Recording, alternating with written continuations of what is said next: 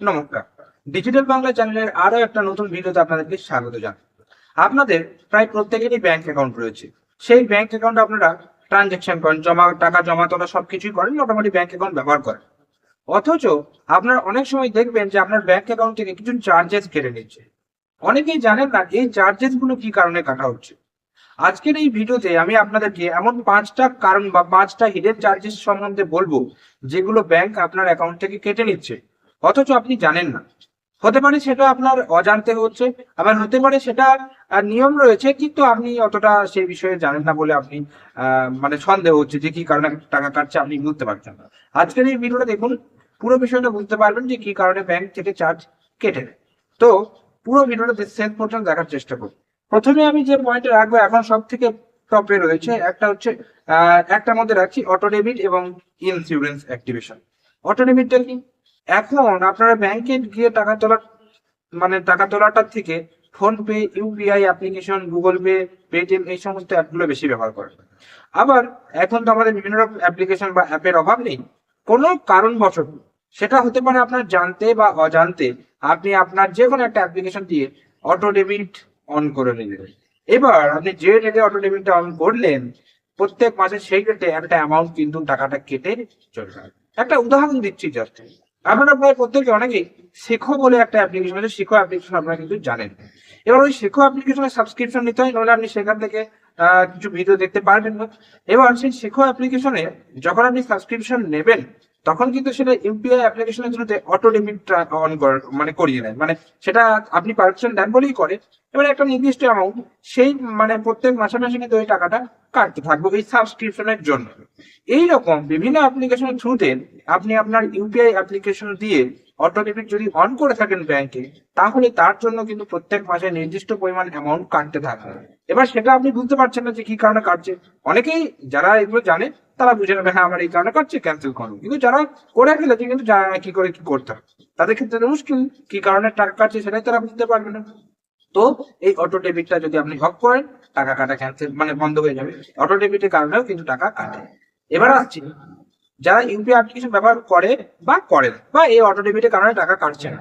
2 নম্বর point হচ্ছে অনেক insurance রয়েছে ব্যাংকের, বিশেষ করে এখন যেটা ট্রেনিং চলছে পিএমজেজেবিওয়াই, প্রধানমন্ত্রী জীবন জ্যোতি বীমা যোজনা, বা পিএমএসবিওয়াই, প্রধানমন্ত্রী সুরক্ষা বীমা যোজনা।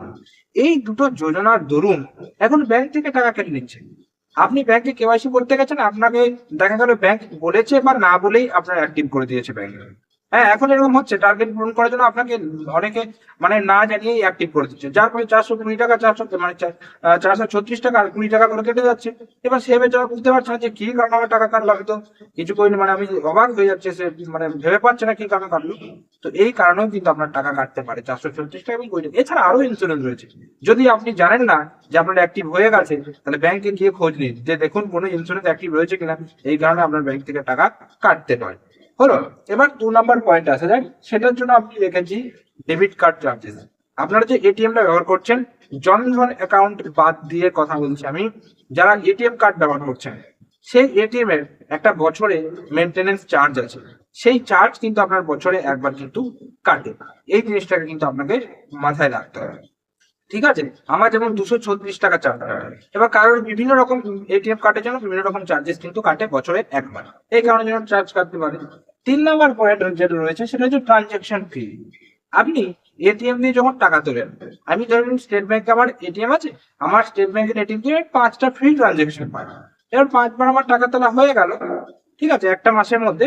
তো 5বারের বেশি যখন আমি টাকা তুলতে যাব, তখন কিন্তু আমার পার ট্রানজেকশনে একটা চার্জ কেটে দেবে। অর্থাৎ যখনই আপনি ফ্রি লিমিট শেষ করে দেবেন, তারপরে যখন আপনি এটিএম ইউজ করবেন, ট্রানজেকশন করবেন, তখন কিন্তু আপনার একটা চার্জ কেটে নেবে। সেই কারণেও ব্যাংক থেকে কিন্তু টাকা আপনার কাটা যেতে পারে, এইটাও একটা কারণ হতে পারে। 4 নম্বর পয়েন্ট আমি যেটা রাখবো সেটা হচ্ছে আপনার এসএমএস চার্জ বা কনসলিডেটেড। সেটা কিন্তু আপনাকে মাথায় রাখতে হবে। এসএমএস অ্যালার্ট চার্জ কি? অনেকে দেখবেন পাসবই যখন আপডেট করেন যে 3 মাস পর 15 টাকা একটা, 12 টাকা একটা, এরকম একটা চার্জেস এসএমএস অ্যালার্ট বলে চার্জ থাকে কাটা। সেটা কি?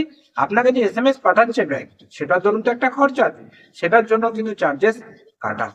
তো সেটা কিন্তু আপনি পাসবই আপডেট করলে বুঝতে পারেন, মোটামুটি এসএমএস অ্যালার্টের জন্য একটা চার্জ কিন্তু 3 মাস পর পর কেটে নেওয়া হয়।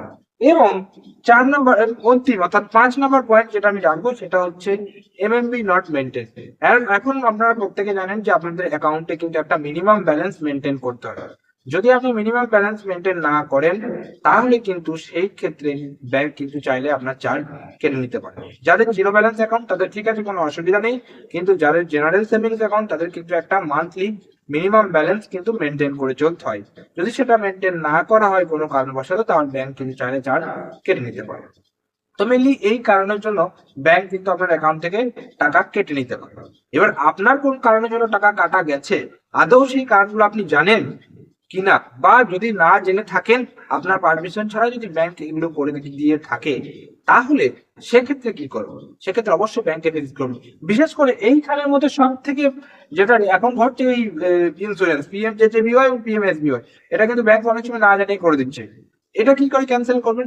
দুটো কারণ আমি বলে দিচ্ছি, মানে দুটো উপায় আমি বলে দিচ্ছি। এক, ব্যাংকে গিয়ে ক্যান্সেল করাতে হবে, যেখানে ওই আপনার D registration form fill up করে আপনি করতে পারেন। দুই, সে 2 নম্বর কারণ হচ্ছে আপনার যখন টাকা বছরে একবার কাটে টাকা, সেই তখন টাকাটা রাখবেন না অ্যাকাউন্টে, মানে সাফিসিয়েন্ট ফান্ড রাখবেন না, তাহলে সেটা আর কাটবে না, অটোমেটিক সেটা ক্যান্সেল হয়ে যাবে। তো এই হচ্ছে ব্যাপার, এই 5টা কারণ যেটা আপনার ব্যাংক অ্যাকাউন্ট থেকে টাকা কেটে নিতে পারে। আশা করি আপনারা জানতে পারলেন।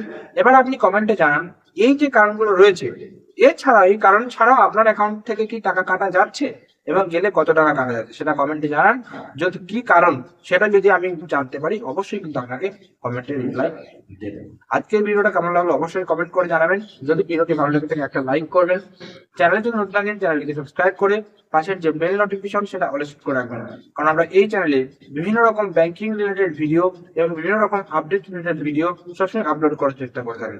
তাই চ্যানেলটিকে সাবস্ক্রাইব করে আমাদের পাশে থাকবে। তো দেখা হচ্ছে পরে কোনো ভিডিওতে, ততক্ষণ পর্যন্ত প্রত্যেকে সুস্থ থাকবেন, ভালো থাকবেন। টাটা, ধন্যবাদ সকলকে।